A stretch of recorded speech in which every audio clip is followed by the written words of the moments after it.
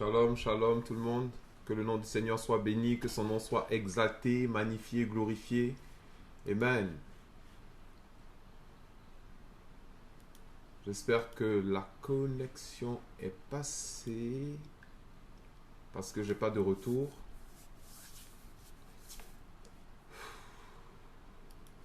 Voilà, super.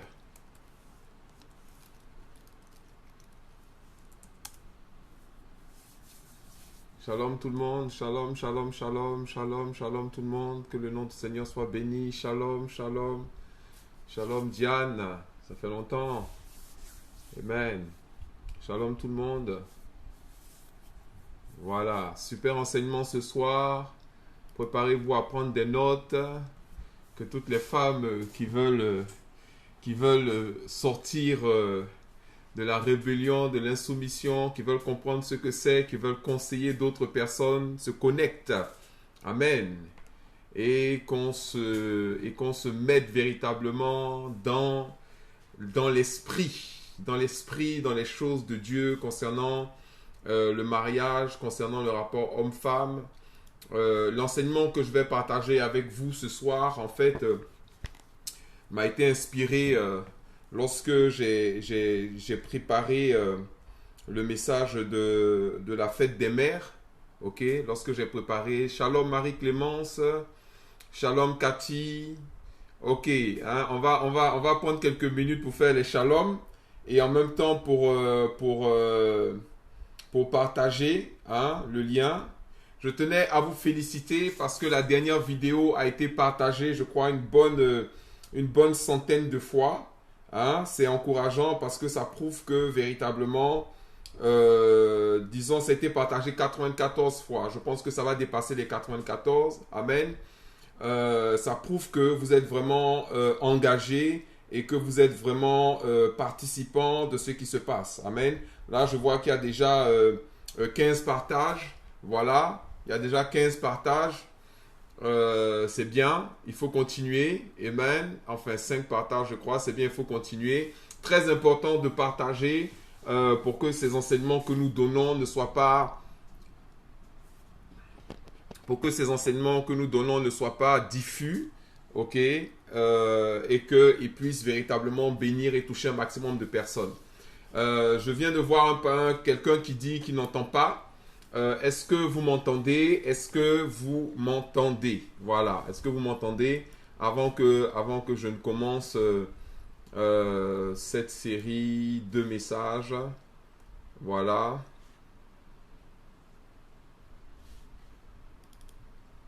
Est-ce que vous m'entendez? Dites-moi si vous m'entendez.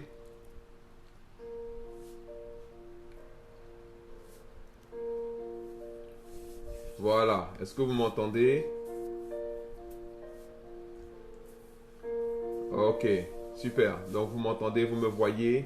On va rendre grâce à Dieu. Seigneur, nous bénissons ton nom et nous te rendons grâce pour ce moment que nous mettons devant ta face. Nous te prions véritablement de bénir ce moment, de permettre que ce moment soit en bénédiction pour chacun d'entre nous, qui soit en bénédiction pour les couples, qui soit en bénédiction dans les maisons, qui soit en bénédiction dans les foyers, que véritablement des couples d'enfants de Dieu trouvent leur équilibre, marchent véritablement dans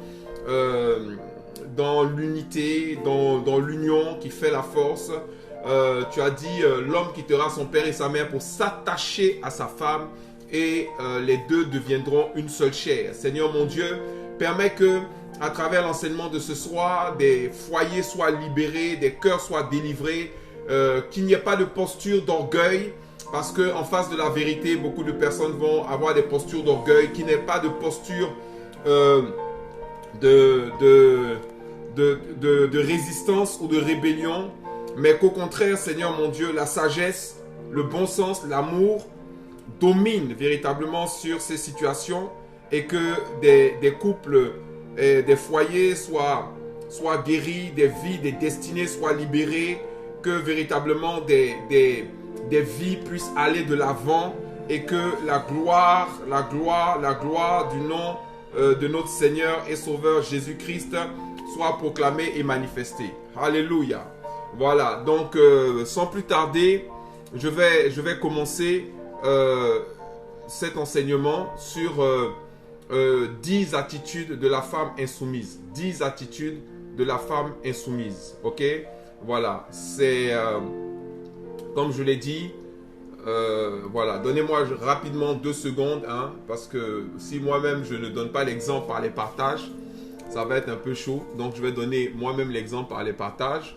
Et puis, comme ça vous donne le temps à vous de prendre un cahier ou votre cahier ou de prendre une feuille pour pouvoir noter. Maintenant, ce qu'on va faire, c'est que éventuellement, si je vais voir, je vais peut-être produire un document avec la liste de ces choses-là. Et vous allez pouvoir les avoir en envoyant un message sur ma messagerie. C'est-à-dire, vous m'envoyez un message sur la messagerie et vous dites... voilà, vous envoyez un message sur la messagerie, quelques messages, shalom ou une salutation quelconque dans la messagerie de ma page Facebook, pas mon compte personnel, pas mon compte privé, mais dans la messagerie de ma page, Pasteur J'aime Kakou. Vous envoyez un message et vous allez voir que mon robot, hein, donc mon assistant va vous répondre et il va vous faire entrer dans la liste de mes contacts. Et comme ça, je pense dans 2 ou 3 jours, je vais envoyer à tous mes contacts la liste des 10 attitudes de la femme insoumise. Et puis, je ne parlerai pas seulement des femmes, je me réserve un cadeau aussi pour les hommes, ok? Donc, on aura aussi une série d'enseignements sur les attitudes d'un homme autoritaire. Voilà, hein? Donc on va parler aujourd'hui des femmes, on aura l'occasion de parler également des hommes.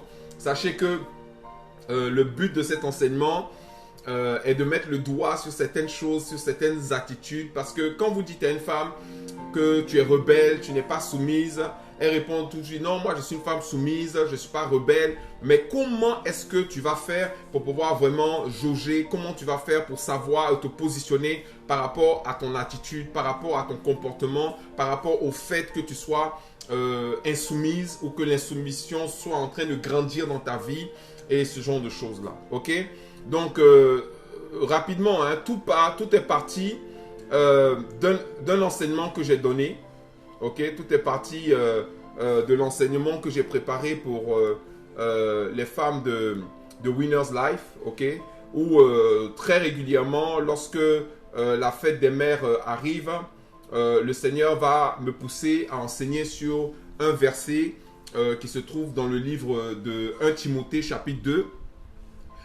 Mais ce n'est pas exactement ce verset que je vais citer. Mais il y a une partie du verset qui est très controversée qui dit « Je ne permets pas à la femme d'enseigner ni de prendre l'autorité sur l'homme, mais elle doit demeurer dans le silence. Je ne permets pas à la femme d'enseigner ni de prendre autorité sur l'homme, mais elle doit demeurer dans le silence. » Ok. Si on lit, hein, on va essayer de lire quand même pour placer dans le contexte ce passage-là, très important. Vous allez voir qu'il y a une nuance dans ce passage qui est juste hyper importante. Et lorsque vous saisissez cette nuance-là, vous saisissez l'essence même de ce que Dieu, de ce que la parole de Dieu, de ce que le Seigneur a voulu dire à travers ce passage. Amen. Et une fois que vous saisissez cela, je vous assure que vous saisissez la clé, vous saisissez quelque chose d'hyper important pour l'équilibre, pour la force, pour la puissance du couple et ce genre de choses. Très important. Donc 1 Timothée chapitre 2 au verset 9, ça commence au verset 9, il dit je veux aussi que les femmes vêtues d'une manière décente, avec pudeur et modestie, ne se parlent ni de tresses, ni d'or, ni de perles, ni d'habits somptueux. Je ne vais pas refaire le message du dimanche parce que je pense qu'à un moment, je vais carrément mettre en ligne le message du dimanche. Hein. Vous allez pouvoir trouver ça sur ma page ou sur mon compte YouTube. Donc, il dit, mais qu'elles se parlent de bonnes œuvres comme il convient à des femmes qui font profession de servir Dieu. Ok? Donc, ici, il parle de la priorité, hein, de la priorité qui doit être faite aux œuvres et non à l'apparence, ok? Parce qu'il y a beaucoup trop de personnes aujourd'hui et surtout maintenant avec les réseaux sociaux, avec les Instagram, avec les Facebook, avec tous ces réseaux-là, il y a beaucoup, les gens travaillent énormément sur l'apparence, Voilà. Et ça, travailler l'apparence, il faut faire attention. Hein, parce que l'apparence est souvent trompeuse. L'apparence est souvent trompeuse. Vous voyez des photos sur Facebook, ce n'est pas forcément la réalité de ce que la personne vit effectivement dans sa vie. Ok? Donc les apparences peuvent être trompeuses. Ok? Donc il ne s'agit pas de se baser simplement sur les apparences. Ok? Mais il s'agit effectivement de s'assurer que véritablement nous œuvrons pour le Seigneur et que nous sommes capables de produire des choses qui sont concrètes, que nous sommes capables de produire des choses qui sont palpables. Un peu comme ce que Jacques a dit, il a dit, toi tu dis que tu as la foi, ben moi je te montre ma foi, je te montre ma foi par les œuvres, ok? Donc que les femmes ne soient pas seulement dans tout ce qui est habillage, dans tout ce qui est apparence, mais qu'elles mettent véritablement leur énergie et leur honneur à réaliser concrètement des choses dans la vie de leurs enfants, dans leur famille, dans leur foyer, dans leur maison. Ok? Voilà. Donc ça étant dit, on va continuer et je vais arriver sur le verset que je vais vous expliquer, vous allez comprendre. Ensuite, il dit que la femme écoute l'instruction en silence avec une entière soumission. Que la femme écoute l'instruction en silence avec une entière soumission. Ça veut dire que lorsque on l'enseigne, lorsque on lui donne une instruction, surtout que si c'est une personne qui a l'autorité dans sa vie, c'est-à-dire son époux, son pasteur, la personne qui la forme, qu'elle écoute avec une entière soumission, qu'elle soit soumise, qu'elle ait une posture de quelqu'un qui a envie d'apprendre pour avancer. Donc, je sais qu'en mettant ce titre-là sur ma vidéo, il y a des femmes qui vont zapper ça tout de suite parce qu'elles n'ont juste pas envie d'entendre. Mais je vais vous dire, l'enseignement n'est pas fait pour vous condamner. L'enseignement est fait pour vous permettre de vous améliorer. L'enseignement est fait pour vous permettre véritablement d'évoluer, de changer, de passer d'un état de bon chrétien à un chrétien qui est agréable à Dieu et certainement de vous passer de chrétien agréable à Dieu à un chrétien qui est parfait. Et vous pouvez être une chrétienne parfaite.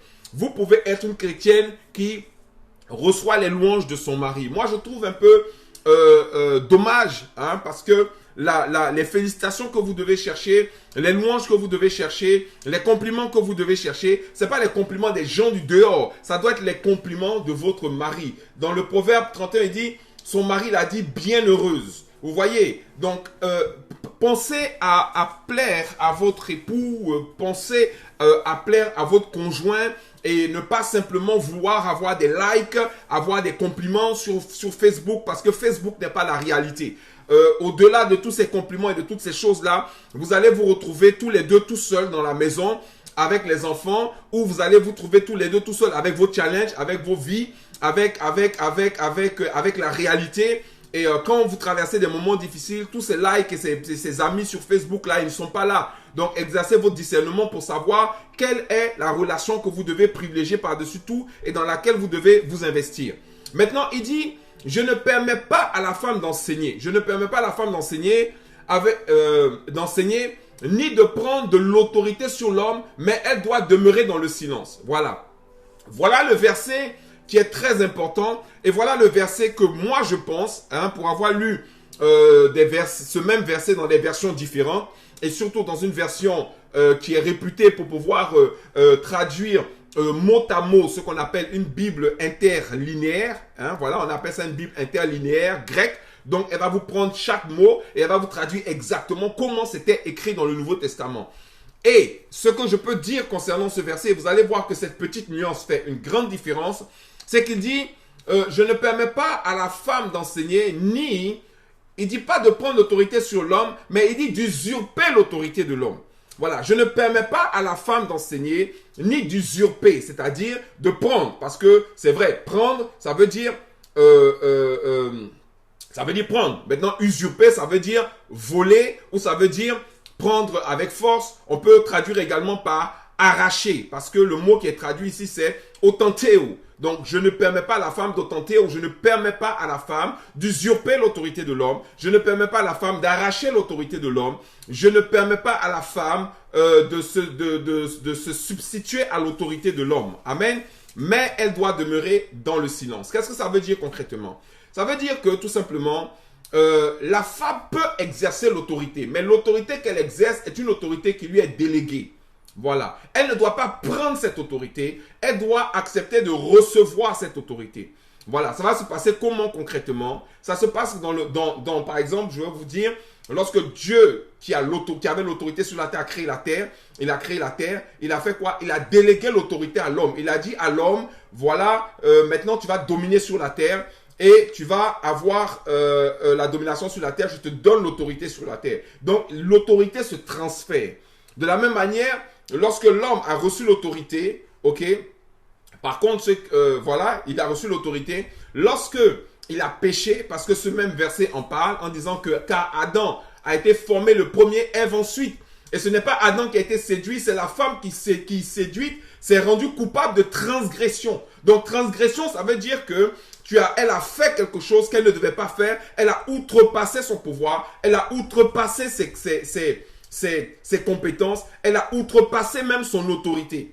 Et elle a fait parce qu'elle a été séduite. Donc, vous allez voir que dans le fait de l'insoumission, et vous allez voir que dans le fait d'usurper l'autorité, il y a beaucoup de séduction. C'est-à-dire que il y a aujourd'hui, et malheureusement, beaucoup de femmes qui vont s'autoproclamer. Elles vont s'auto-proclamer évangélistes, elles vont s'auto-proclamer prophétesses, elles vont s'auto-proclamer docteurs, elles vont s'auto-proclamer pasteurs, et elles vont vouloir même exercer le ministère sans la bénédiction et sans l'aval de leur mari. Sans l'aval de leur mari, sans la bénédiction de leur mari. Donc, ce qu'il dit ici, il ne dit pas que la femme ne pourra jamais exercer l'autorité, mais elle va exercer ce qu'on appelle une autorité par délégation. C'est-à-dire que l'homme qui est l'autorité, et c'est ce que la Bible dit que l'homme est le chef de la femme. Il est le chef de la famille, il est le chef de la femme. Si ton mari, tu as voulu épouser un mari païen, et que ton mari aujourd'hui ne veut pas que tu prêches l'évangile, tu ne dois pas prêcher l'évangile. Si tu te dégages de son autorité, pour pouvoir prêcher l'évangile quand même, tu es une femme insoumise. Parce que tu refuses de te soumettre à son autorité. Est-ce que vous comprenez? Donc, ce qu'il dit, c'est quoi? Il dit, je ne permets pas à la femme d'enseigner, mais il dit quoi? Ni d'usurper, c'est-à-dire de prendre l'autorité. Je vais vous dire, il peut y avoir même des cas qui sont très simples, où la femme va prendre l'autorité, va usurper l'autorité du mari ou de l'homme. Quand, par exemple, dans la famille, l'enfant va venir demander, est-ce que je peux sortir? Quand il demande, est-ce que je peux sortir? Ou papa, est-ce que je peux sortir? Ou maman, est-ce que je peux sortir? S'il demande à maman, maman, est-ce que je peux sortir? Elle doit lui dire, demande à ton père. Demande à ton père. Là, tu n'es pas en train d'usurper son autorité. Donc, le père maintenant peut dire, non chérie, réponds-lui. Donc, à partir du moment où il te dit de répondre, à ce moment-là, qu'est-ce qu'il a fait? Il a transféré l'autorité. Comme il peut te transférer l'autorité de manière définitive en disant, en ce qui concerne les activités des enfants, c'est toi qui décides. À ce moment, l'autorité est transférée. Donc, vous voyez que le transfert d'autorité se fait par le détenteur de l'autorité qui transfère cette autorité-là, par une parole. Comme Dieu a donné l'autorité à l'homme, et quand l'homme a péché, l'autorité a été transférée à Satan. Et il a même dit, il a dit à Jésus, lorsqu'il a tenté dans le désert, après 40 jours de jeûne et prière, il apparaît au Seigneur. Il lui dit, prosterne-toi devant moi, je te donnerai la gloire de ce monde, car elle m'a été donnée. Le mot qui a été traduit par car elle m'a été donnée, en réalité, c'est car elle m'a été transférée. En réalité, Adam avait transféré l'autorité sur la terre à Satan. Maintenant, quand Jésus a vaincu Satan à la croix, descendu dans le séjour des morts, récupéré les clés du séjour des morts, il a en même temps récupéré non seulement l'autorité dans le séjour des morts, l'autorité sur la terre, l'autorité également dans le ciel. Mais cette autorité, il a transféré à l'église en disant, tout ce que vous lirez sur la terre sera lié dans les cieux et tout ce que vous délirez sur la terre sera délié dans les cieux. Maintenant, c'est à nous d'exercer cette autorité en liant et en déliant ou en ne faisant rien. Mais même si tu me diras, mais mon mari, il n'exerce pas son autorité. Il n'exerce pas son autorité. Donc, c'est pour ça que je le fais à sa place. Non. Si tu vois qu'il est défaillant, où il est fatigué, où aide-le à exercer l'autorité. Et si maintenant il te dit vraiment, moi je vais dormir pendant 3 jours, je ne vais prendre aucune décision, toi décide à ma place, alors tu as le droit de prendre les décisions à sa place parce que cette autorité-là a été transférée. Donc, ce verset qui dit, je ne permets pas à la femme d'enseigner, ni de prendre de l'autorité sur l'homme. Non, c'est pas ni de prendre de l'autorité sur l'homme, ni de prendre l'autorité de l'homme.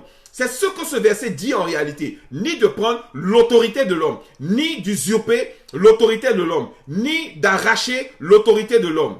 Donc vous voyez, donc vous savez, c'est très, très dangereux parce que nous assistons maintenant à beaucoup de situations en fait où en fait il n'y a pas véritablement de respect de l'autorité. Voilà. Et donc, on rentre maintenant dans ce qu'on appelle l'insoumission.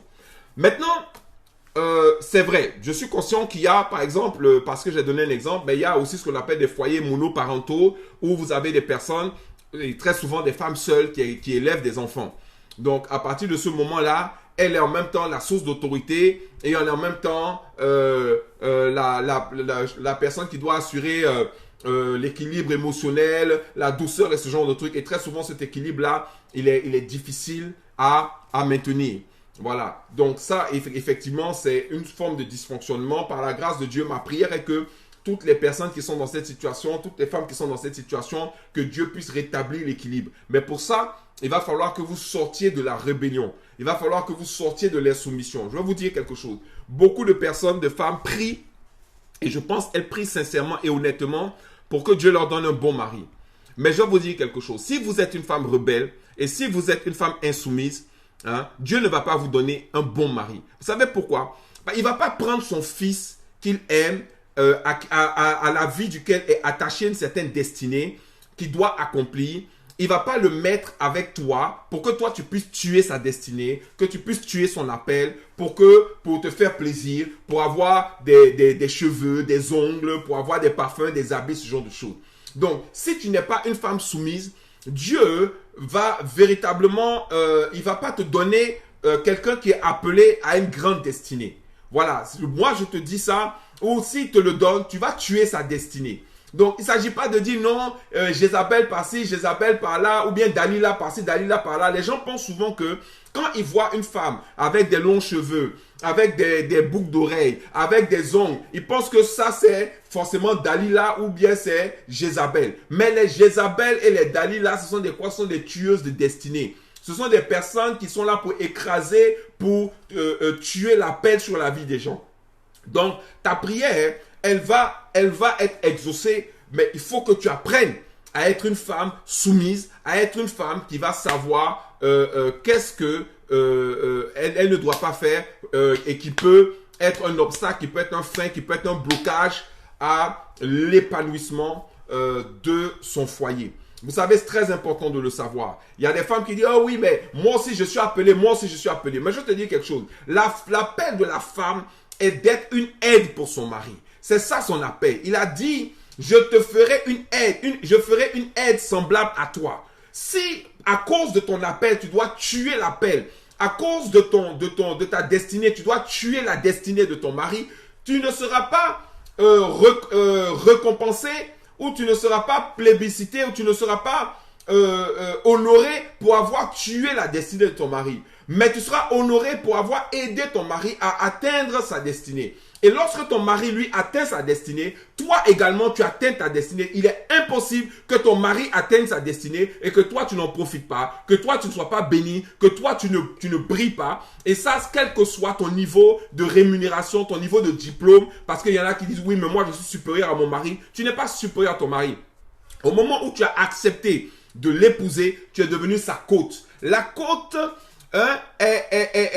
l'os fait partie d'un ensemble d'os qui protège les organes vitaux de l'homme, qui protège les organes vitaux. Amen. Donc, il faut te dire une chose, c'est que partout où Dieu va permettre que tu arrives, partout où Dieu va te mettre en contact, partout où Dieu va t'ouvrir les portes, c'est pour que tu puisses ouvrir les portes pour ton mari, pour que tu puisses l'aider, pour que tu puisses véritablement être ce qu'on appelle une véritable aide. Tu ne dois pas être celle qui l'expose. Tu ne dois pas être celle qui montre son cœur, qui montre ses poumons, qui montre l'intérieur. Tu ne dois pas faire ces choses-là. Vous voyez, Dalila, elle a révélé les secrets de Samson. Donc, toi, tu es la femme du monsieur et vous avez des choses qui doivent rester entre vous. Et tu vas prendre ces choses-là et tu vas les exposer. Tu vas dire non, mais je parle à ma tante, non, mais je parle à ma soeur, non, mais je parle à des amis, machin, machin. Mais tu es en train d'exposer, d'ouvrir les organes vitaux, le cœur, le foie, les reins, les poumons, toutes ces choses que tu es supposé protéger. Tu dois pouvoir garder ces choses-là. Tu ne le fais pas. Au contraire, tu deviens même la personne qui permet que l'homme soit atteint, que l'homme soit blessé, que l'homme soit à terre. Et tu vas maintenant te réjouir de ça. Tu as un rôle d'aide, tu as un rôle de protection et tu as un devoir de soumission. Ce devoir-là, je vais vous dire quelque chose. Il y a des femmes qui vont aller en enfer parce qu'elles ne sont pas des femmes soumises. Parce que c'est un commandement, c'est un ordre. La Bible dit que tu seras soumise. Vous voyez? Donc, il faut faire très attention. Les rebelles, la Bible dit les rebelles habitent le désert. Maintenant, moi, rapidement, parce qu'on va accélérer, j'ai fait une liste de 10 attitudes que une femme peut avoir, ok, qui peuvent lui montrer qu'elle est une femme insoumise.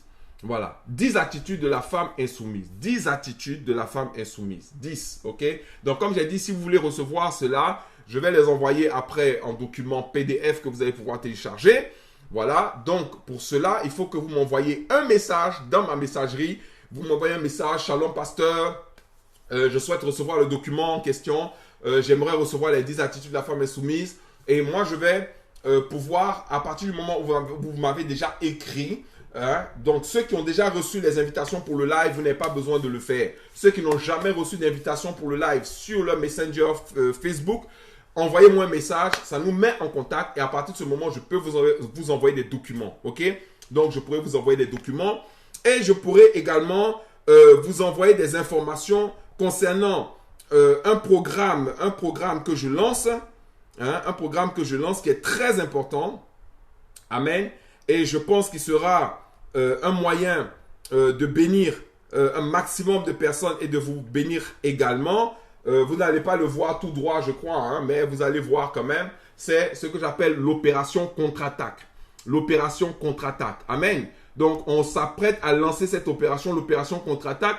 Et je souhaite que chacun d'entre vous puisse véritablement m'aider à lancer cette opération. Et vous saurez comment, lorsque vous allez être en contact avec moi via le Messenger, via la page Facebook ou bien en vous inscrivant sur mon site internet, on va lancer ensemble l'opération contre-attaque pour mettre en défaut les ennemis de ta destinée. Amen. Et pour pouvoir vraiment te donner les moyens de contre-attaquer l'ennemi. Donc, c'est opération contre-attaque. Ça sera lancé demain, au plus tard après-demain. Donc, tenez-vous prêts, ça arrive. Voilà. Donc, on sort de là, de l'opération contre-attaque. Voilà. Donc, c'était une parenthèse. Quand je dis dans la messagerie, ce n'est pas en message. Vous m'envoyez ça dans la messagerie. Vous n'envoyez pas ça en message, comment on appelle ça, sur le chat, voilà, sur la vidéo. Vous envoyez en messagerie. Quand vous écrivez un message à quelqu'un, voilà, vous envoyez le message. Vous êtes automatiquement mis en contact. Je vois Damas Loa qui vient d'envoyer le message. Moi, j'ai une notification. Donc, faites-le après la vidéo. Et puis, vous allez... d'ici 2 jours maximum, au plus tard dans 2 jours, vous allez recevoir la liste des 10 attitudes de la femme insoumise. Voilà. Donc, première attitude. On va aller dans le pratique. Amen. Est-ce que quelqu'un peut taper pratique? Voilà. Pratique. On va dans le pratique. Bon, je suis obligé d'arrêter à 40, au plus tard 45, ou vraiment au plus tard. Donc, je vais essayer quand même de toutes les faire. Ben, je ne pourrai pas forcément faire les 10, mais je pense que je vais quand même faire un bon nombre. Voilà, voilà. Donc, je vois que vous suivez. Pratique, pratique, pratique. Voilà. Donc, question pratique. Parce que quand tu parles de soumission, tu parles d'autorité, c'est un peu abstrait. On dit non, mais de quoi on parle? Moi, je ne vois pas. Moi, je suis pas insoumise. Moi, je suis une femme soumise. Bon, on va voir si tu es une femme soumise. Si tu coches les cases de ce document-là, c'est que tu sais que tu as encore du travail à faire. Premier cas pratique. Premier cas pratique. Voilà l'attitude d'une femme insoumise. Ton mari dit qu'il n'aime pas quelque chose, ou il trouve que quelque chose est ennuyeux, ou que ça l'irrite. Il désapprouve cela, ça l'irrite, ça l'énerve. Une femme insoumise, qu'est-ce qu'elle va faire? Elle va continuer de faire les choses que son mari n'aime pas. Elle va continuer de faire les choses que son mari n'aime pas et les choses qui l'irritent. Et elle va dire que non, il se fâche souvent, il est tout le temps fâché, moi je ne comprends pas, tout le temps il se fâche sur moi. Mais le monsieur t'a dit qu'il n'aime pas ça. Il n'aime pas, par exemple, quand je sais pas, quand tu coupes ton téléphone, par exemple. Ou il n'aime pas, par exemple, quand tu ne réponds pas, quand tu es avec tes amis. Ou il n'aime pas, par exemple, quand je sais pas moi, quand tu portes une certaine robe. Mais la robe qu'il n'aime pas là, c'est ça que tu veux porter. Et tu dis, il n'a qu'à prendre ça comme ça. Ça, c'est de l'insoumission, tu vois. Ça, c'est pas bien. Ça fait partie des attitudes de la femme insoumise. Parce que tu l'irrites. Vous savez, même concernant nos enfants, la Bible dit quoi? Concernant la soumission. La Bible dit que les enfants, il dit, enfants, soyez soumis à vos parents. Enfants, soyez soumis à vos parents. Ok? Mais, dans le même verset, il dit quoi? Parents, n'irritez pas vos enfants. Pourquoi? Parce que quand vous, je ne sais pas, pour ceux qui sont parents ici, vous avez peut-être déjà irrité un de vos enfants. Quand vous irritez l'enfant, il s'énerve. Et ça sera difficile pour lui de rester soumis parce que vous l'avez irrité. Donc, à partir du moment où la personne n'aime pas la chose et que toi tu le fais, tu es en train de l'irriter. Et après, tu es content d'appeler les gens pour dire, regardez comment il agit, regardez comment il réagit. C'est un sauvage, c'est un comme ci, c'est un comme ça. Ça, ce n'est pas de la soumission. C'est très dangereux. Donc, tu continues de faire les choses que ton mari n'aime pas, qu'il trouve ennuyeuses, qu'il désapprouve ou bien qu'il irrite. Ça, c'est de l'insoumission. Ça, c'est numéro 1. Ok? Deuxièmement, tu discutes et tu remets en question tout ce que ton mari te demande de faire ou toute opinion qu'il partage. C'est-à-dire que, comme on dit, quand il dit 1, moi je dis 2. Quand il dit 4, moi je dis 8. C'est-à-dire que tu ne peux pas, le monsieur ne peut pas s'exprimer, il faut que tu rajoutes quelque chose. Le monsieur ne peut pas dire quelque chose, il faut que tu rajoutes quelque chose. Quand il dit quelque chose, tu remets ça en doute, tu remets ça en question. À chaque fois, on ne parle pas, ça peut arriver que vous soyez en désaccord, ça peut arriver que tu ne sois pas d'accord par rapport à une direction qui donne ce genre de choses. D'abord, tu ne dois pas le lui dire en public, tu ne dois pas t'opposer à lui en public, tu dois accepter de régler ces questions en privé entre vous et tu n'es pas obligé d'être systématiquement, je dis quoi? Systématiquement en train de remettre en question tout ce qu'il dit, tout ce qu'il demande ou toute opinion qu'il partage est constamment remis en question. Ça, c'est 2. Troisièmement, tu accordes plus de valeur aux opinions de tes amis ou de ta famille qu'à celles de ton mari.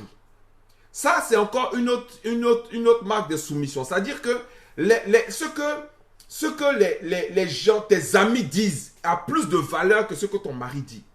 Ce que ta famille dit a plus de valeur que ce que ton mari dit. C'est que tu n'es pas soumise.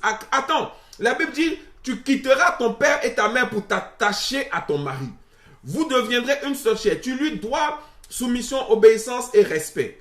Et la personne, quand il parle, sa parole n'a pas de valeur. Celle qui a plus de valeur, c'est tes amis sur Facebook, c'est ta famille, c'est ta soeur, c'est ta cousine, c'est ta tante, c'est ton tonton, ça a plus de valeur. Des fois même, c'est terrible. Des fois même, c'est terrible. Pourquoi? Parce que, des fois même, c'est comme si ce que la personne dit là, comme si c'était de l'eau. Comme si c'était de l'eau. Or, la Bible dit, dans Proverbes, chapitre 12, verset 4, la Bible dit, une femme vertueuse est la couronne de son mari. Elle est quoi? Elle est la couronne de son mari. Proverbe 12, verset 4. Une femme vertueuse est la couronne de son mari. Mais celle qui fait honte est comme la carie dans ses os. Celle qui fait honte est comme la carie dans ses os. Or, vous avez des femmes, elles aiment faire honte à leur mari. Elles aiment faire honte à leur mari. Quand tu montes à ton mari devant des gens, et c'est juste incroyable. C'est-à-dire que vous allez voir des personnes, elles sont, par exemple, vous êtes avec votre mari, et vous avez 2 personnes qui sont autour de la table. Et quand votre mari parle, vous faites même des fois des gestes d'agacement. C'est-à-dire que quand il parle là, tout le monde doit savoir que tu as un problème avec lui ou que tu es une femme insoumise.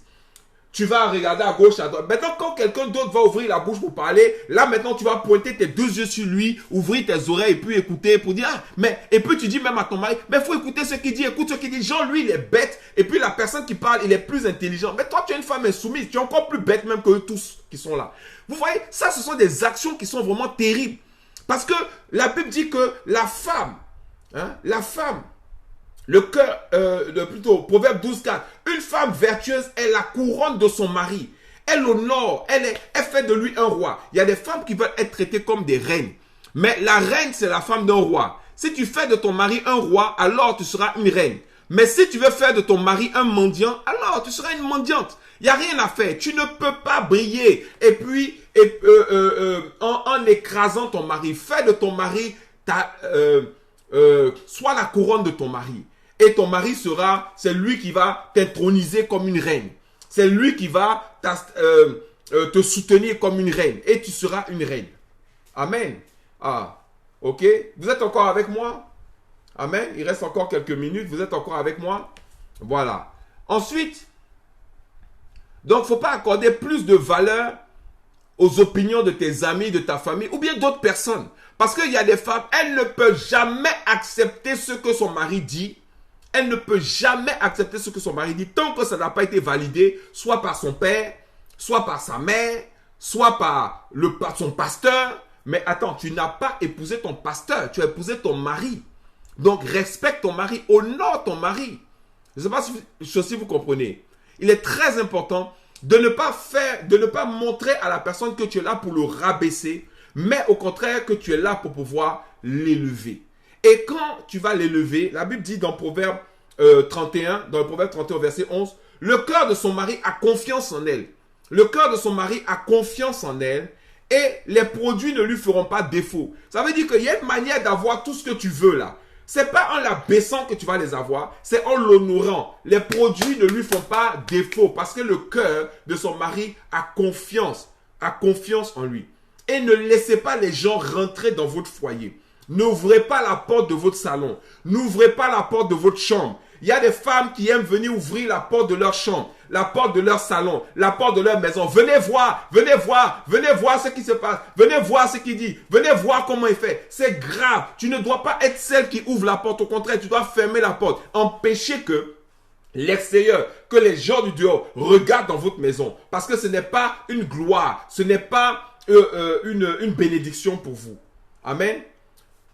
Quatrièmement, ok, tu t'irrites, ça veut dire tu t'énerves, tu boudes, tu hausses les épaules, tu adoptes une attitude froide, c'est-à-dire que tu dis, moi, je le calcule même plus maintenant. Tu adoptes une attitude froide quand les choses ne se passent pas comme tu veux dans une situation. C'est-à-dire que dans une situation, tu as décidé que, voilà, les choses vont se passer comme ça. C'est comme ça que ça doit se passer. Moi, j'ai décidé que ça va se passer comme ça. Et puis ton mari dit non, écoute, on va pas faire comme ça. Je pense que c'est plus sage qu'on procède comme ça.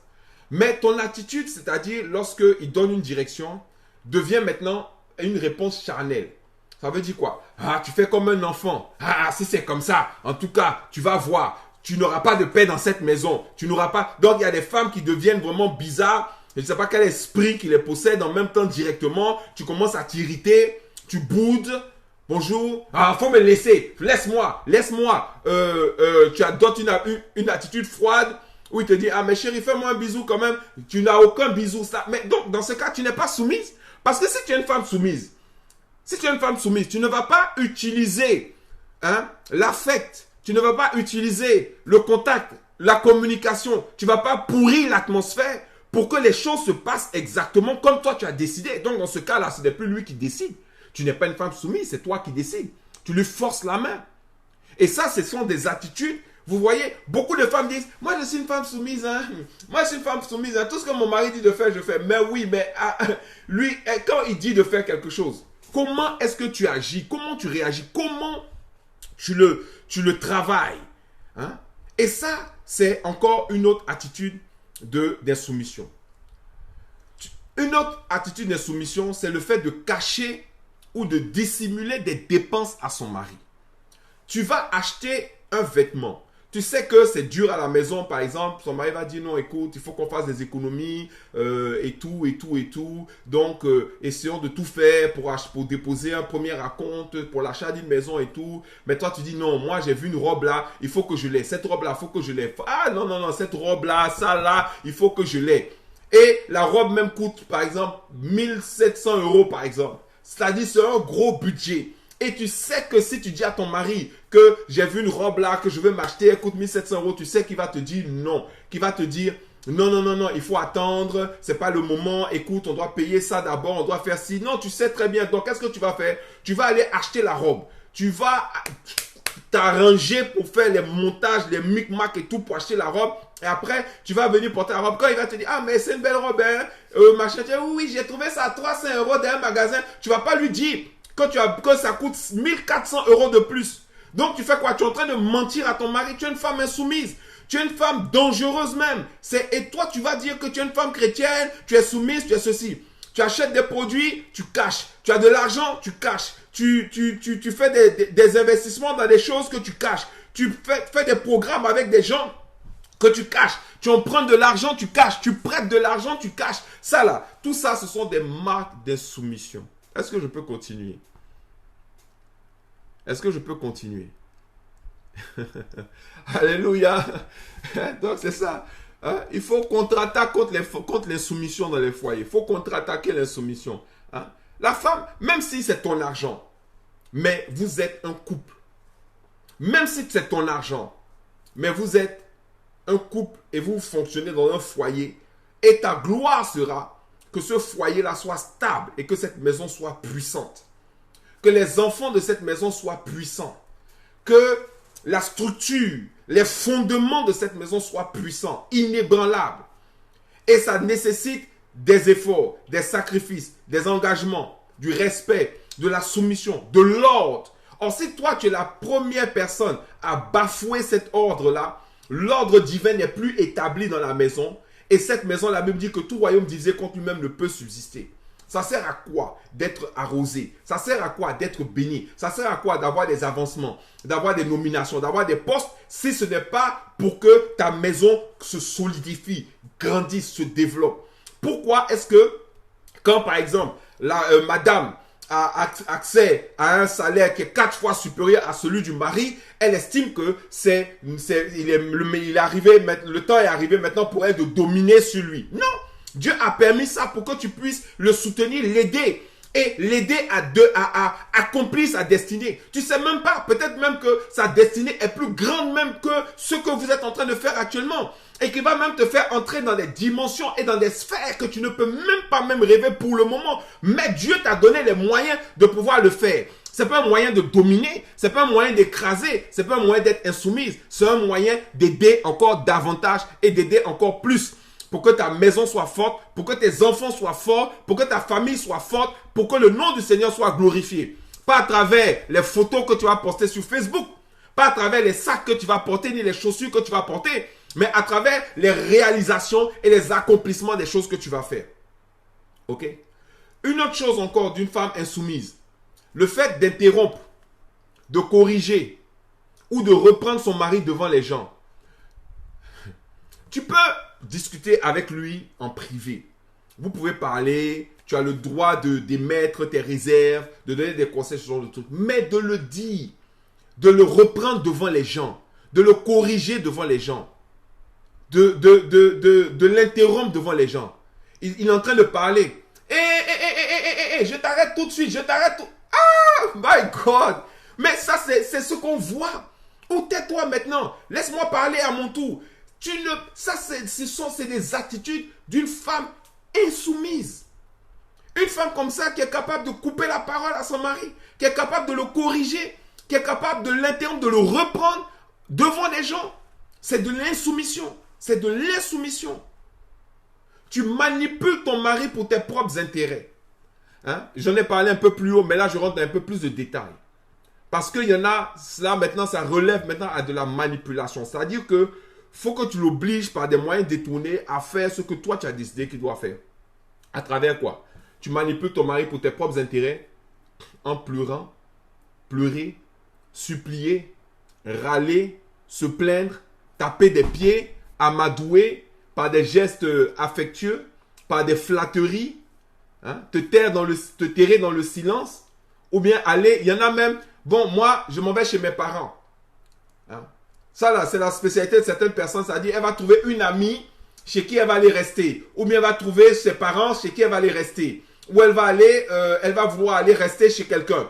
Et donc, elle va aller rester là-bas. Et si le mari maintenant se soumet maintenant à ses obligations et à ses attentes, là maintenant, il va maintenant devoir faire quoi? Il va devoir maintenant aller la chercher là-bas. Donc quand il est fatigué, le monsieur il est là après une semaine, il voit pas sa femme, il a des problèmes d'organisation, d'orientation, la maison est sans dessus dessous et tout ça. Il dit bon, je vais aller chercher ma femme et vous le voyez comme un misérable aller chercher sa femme chez les parents de sa femme, ou bien aller la chercher chez ses amis, ou aller la chercher quelque part. Ben, pardon, faut rentrer à la maison. Bon, ce que j'ai dit là, on fait comment? Tu fais ou tu fais pas? S'il dit, je fais pas. Bon, moi, je vais rester. Je reste ici. C'est terrible. Je vous assure que ça encore, c'est une œuvre. C'est ça là, c'est ce qu'on appelle de l'insoumission. C'est de l'insoumission. Vous voyez, il y a une publicité même qui passe actuellement, une publicité, je crois, de Total, où la femme montre à une autre femme. Je ne sais pas si vous avez vu cette publicité, la publicité de Total, où la femme montre à une autre femme comment faire pour que son mari cède à ses caprices. Si tu ne fais pas, je me sens mal, je veux pas, machin. Ça veut dire tu rentres maintenant dans les mélodrames, tu pleures.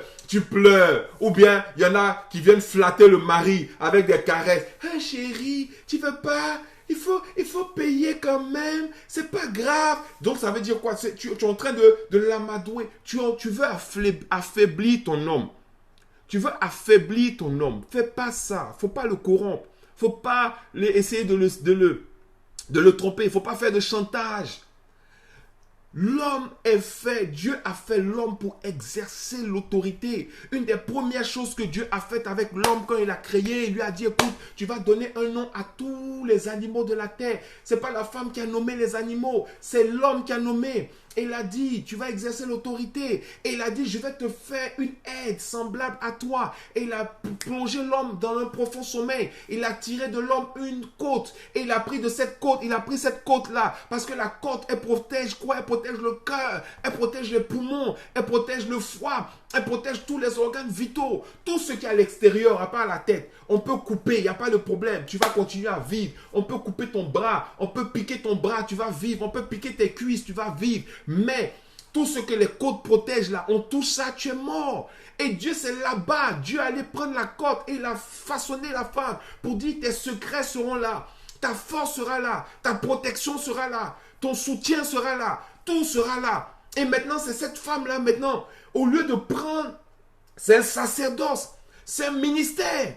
C'est pour ça qu'on dit derrière chaque grand homme se trouve une grande femme. Quand un homme réussit, c'est parce que la femme qui est derrière lui, là, elle est forte. Vous pensez qu'un homme, il va toujours se livrer, il va donner, il va toujours se livrer et il se livrera certainement à sa femme. Et c'est à sa femme qu'il doit se livrer. Mais il se livre à toi et puis toi, maintenant, tu prends ça. Et puis, ou tu essaies de le manipuler, ou tu essaies de lui forcer la main, tu es en train de l'affaiblir sans le savoir. Il faut que j'accélère parce que j'ai une obligation. Donc ensuite, une autre chose très importante. Tu prends des décisions importantes sans consulter ton mari. Tu prends des décisions importantes sans consulter ton mari. Moi, vous savez, il y a des femmes, tant qu'elle n'a pas consulté son mari par rapport à un truc qui est important, elle ne décide pas. Elle dit, même s'il faut attendre un mois, elle dit, mon mari est parti en voyage, j'attends qu'il revienne, on va décider ensemble. Mais tu ne peux pas prendre, ou bien tu l'appelles, tu lui dis, écoute, je suis devant une telle personne, je dois prendre ça, et puis lui dit, vas-y, décide, je te fais confiance. Parce qu'il te fait confiance. Vous voyez, il te fait confiance. Ok?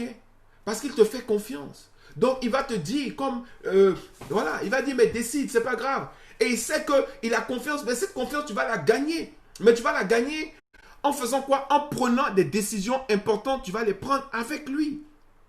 Tu vas les prendre avec lui.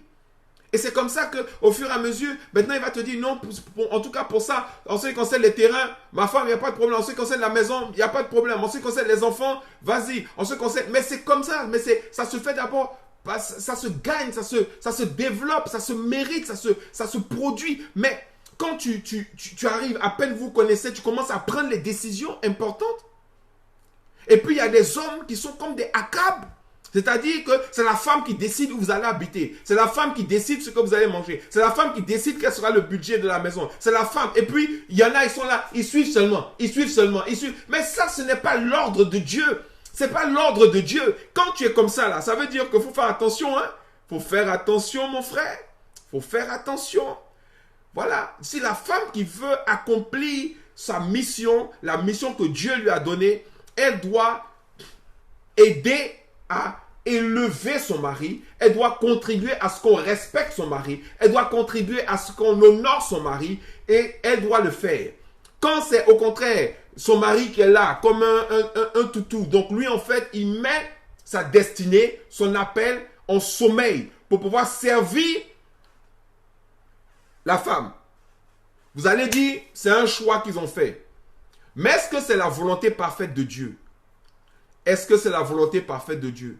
Parce qu'un couple fort, c'est ça. C'est l'unité, c'est le respect, c'est la confiance. C'est l'unité, c'est le respect, c'est la confiance. Vous devez être un. Vous ne devez pas laisser la division. Or, à partir du moment où tu prends les décisions importantes sans consulter l'autre, ça veut dire qu'il y a la division. Mais ça, c'est valable aussi dans l'autre sens.